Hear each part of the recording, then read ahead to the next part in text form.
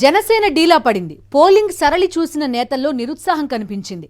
ఒకవైపు cross voting భయం, మరోవైపు సొంత పార్టీ నేతల్ని నమ్మకపోవడం నష్టమే కలిగించింది అంటున్నారు. దీనికి తోడు టీడీపీ ఓటు పూర్తిగా బదిలీ కాలేదనే అనుమానాలు వ్యక్తమవుతున్నాయి. ఇక కాపు సామాజిక వర్గం మినహా మిగిలిన సామాజిక వర్గాల ఓట్లర్లని ఆకర్షించలేకపోయామని జనసేన భావిస్తోంది. ఈ నేపథ్యంలో ఫలితాలపై నేతలు అయోమయంగా ఉన్నారు. పోలింగ్ తర్వాత జనసేనకు ప్యాకప్ తప్పదనే కామెంట్స్ వినిపిస్తున్నాయి.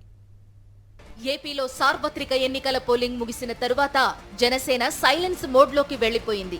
అధ్యక్షుడు పవన్ కళ్యాణ్ మంగళగిరిలో ఓటేసి అటు నుంచి అటే ప్యాకప్ చెప్పేయడం పార్టీని డైలమాలో పడేసింది.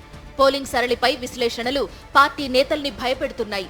జనసేన ఏర్పడి దశాబ్ద కాలం దాటుతున్నా పవన్ కళ్యాణ్ అసెంబ్లీలోకి అడుగుపెట్టడంపై నమ్మకం లేకపోవడం పెద్ద మైనస్ గానే భావిస్తున్నారు. పవన్ కళ్యాణ్ వ్యవహార శైలే పార్టీని నట్టేట ముంచిందనే కామెంట్స్ వినిపిస్తున్నాయి. ఇప్పుడు కూడా టీడీపీతో జతకట్టడం, పైగా పచ్చ పార్టీ కోసం దిగజారిపోయి బలమైన సీట్లను సైతం వదులుకోవడం, కేవలం 21 సీట్లకే పరిమితమవడం ఇవన్నీ జనసేన పార్టీని ముంచాయంటున్నారు. కేవలం ముఖ్యమంత్రి జగన్ను దింపడానికే తాము కూటమిగా ఏర్పడ్డామని, ఓటు చీలకూడదంటూ పవన్ ప్రతి సభలోనూ చెప్పిన మాటలు పార్టీకి పూర్తిగా నెగటివ్ గా మారాయంటున్నారు. పార్టీకి ఒక సిద్ధాంతం, లక్ష్యం లేకుండా వైఎస్ జగన్ పై అక్కసుతో, ఈర్ష్యతో పవన్ వ్యవహరించిన తీరు పార్టీ పట్ల ప్రజలలో వ్యతిరేకత పెంచిందంటున్నారు. జనసేన పార్టీ కనీసం 50 నుంచి 60 సీట్లలో పోటీ చేయాలని కాపు నేతలు సూచించారు. మాజీ మంత్రి హరిరామ జోగయ్య లాంటి నేతలైతే పలుమార్లు పవన్ కి లేఖలు రాయడమే కాదు, స్వయంగా కలిసి కూడా సగం సీట్లలోనైనా పోటీ చేయాలని సూచించారు. అయితే పవన్ కళ్యాణ్ ఆ మాటలన్నీ పెడచెవిన పెట్టి కేవలం 21 అసెంబ్లీ సీట్లు, 2 పార్లమెంటు సీట్లకే పరిమితమయ్యారు. అందులో కూడా జనసేనని నమ్ముకుని దశాబ్ద కాలంగా కష్టపడుతున్న నేతలకి కాకుండా ఇతర పార్టీ నేతలకి అవకాశం ఇవ్వడం, అలాగే జనసేన పోటీ చేయాల్సిన స్థానాలని టీడీపీకి వదిలేయడం పార్టీలో చిచ్చురేపింది. ముఖ్యంగా గోదావరి జిల్లాలతో పాటు విజయవాడలోనూ ఈ వ్యవహారాలే పార్టీని రోడ్డున పడేశాయి. మొదటి నుంచి పార్టీ కోసం కష్టపడిన వారిని కాదని, చివరి నిమిషంలో కేవలం సీట్ల కోసమే పార్టీలో చేరిన వారిని అనేక చోట్ల అభ్యర్థులుగా నిలపడం సీనియర్ నేతలకి తీవ్ర ఆగ్రహం కలిగించింది. విజయవాడ పశ్చిమ స్థానంలో ఏళ్ల తరబడి పార్టీ కోసం కష్టపడుతున్న పోతిన మహేష్ కి కాకుండా బీజేపీకి వదిలేయడం పెద్ద వివాదాన్నే సృష్టించింది. చివరి నిమిషం వరకు ప్రయత్నించి విఫలమైన పోతిన మహేష్ ఆఖరికి వైఎస్ఆర్సీపీలో చేరిపోయి పవన్ శైలిని తూర్పారబట్టారు. ఇలా అనేక మంది నేతలు జనసేనకు గుడ్ బై చెప్పి ఫ్యాన్ కిందకు చేరారు. 4-5 స్థానాలు మినహా మిగిలిన సీట్లను ఇతర పార్టీల వారికి ఇవ్వడం వల్ల జనసేన ఎన్నికల ముందే బలహీనపడిపోయిందని చెబుతున్నారు. ప్రజల్లోకి ఈ సంకేతాలు బలంగా వెళ్లడంతో ఎదురుగాలి వీచిందంటున్నారు. గత ఎన్నికల సమయంలో పవన్ కళ్యాణ్ గాజువాక, భీమవరం నియోజకవర్గాలలో పోటీ చేసి ఘోరంగా ఓడిపోయారు. ఆ తర్వాత ఆ 2 నియోజకవర్గాలను పట్టించుకోలేదు. 2019 ఎన్నికలు ముగియగానే పవన్ కళ్యాణ్ 2 నియోజకవర్గాలలో ఇళ్లతో పాటు పార్టీ కార్యాలయాలను కూడా ఖాళీ చేశారు. దీంతో ఎన్నికల తరువాత పవన్ కళ్యాణ్ తమకు అందుబాటులో ఉండరనే భావన ప్రజలకు ఏర్పడింది. ఈ ఎన్నికలలో పవన్ కళ్యాణ్ పాత నియోజకవర్గాలను వదిలేసి పిఠాపురం ఎంచుకోవడం వెనుక కారణం కూడా ఇదే అంటున్నారు. అలాగే పవన్ కళ్యాణ్ వారంలో 3 రోజుల పాటు పిఠాపురంలోనే ప్రచారం చేసినా ఫలితం తమకు అనుకూలంగా ఉంటుందని నేతలు ధీమా వ్యక్తం చేయలేకపోతున్నారు.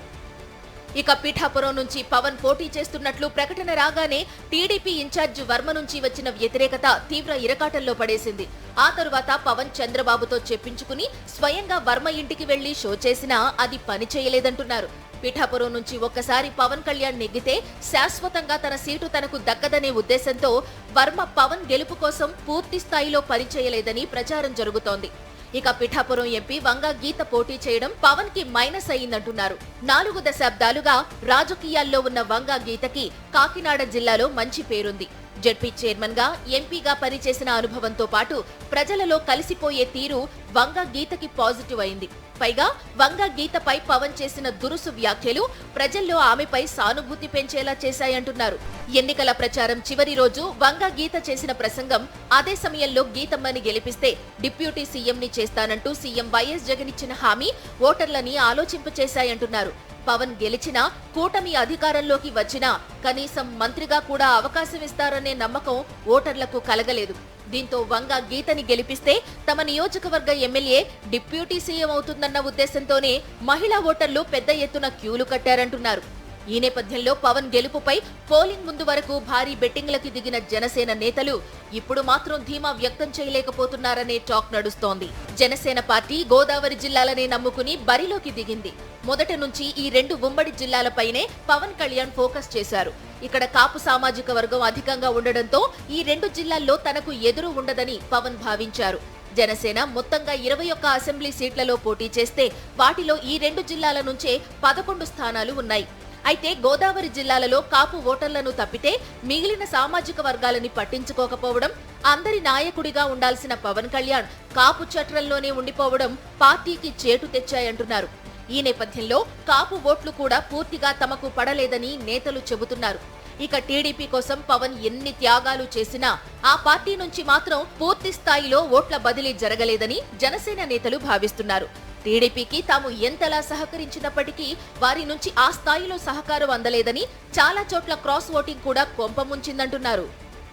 జనసేన పోటీ చేసిన 21 సీట్లలో కనీసం 2-3 స్థానాలలో కూడా గెలుపు కష్టమేనని ఆ పార్టీ నేతలే అభిప్రాయపడుతున్నారు. ఈసారైనా తమ అధినేత పవన్ కళ్యాణ్ అసెంబ్లీలోకి అడుగు పెడతారని ఆశించామని, కానీ ప్రజల నమ్మకాన్ని పొందలేక చేతులారా ఆయనే ఆ అవకాశాన్ని జారవిడుచుకున్నారని అంటున్నారు. ఈ పరిణామాలు గమనించే పోలింగ్ ముగిసిన తరువాత జనసేన నేతలు మీడియా ముందుకే రాలేదు. ప్రచారం జరిగే సమయంలో కూడా సరిగా ఏపీలో ఉండని పవన్ ఇక పోలింగ్ ముగియగానే ఏపీ నుంచి ప్యాకప్ చెప్పేశారని పార్టీలోనే సెటైర్లు వేస్తున్నారు.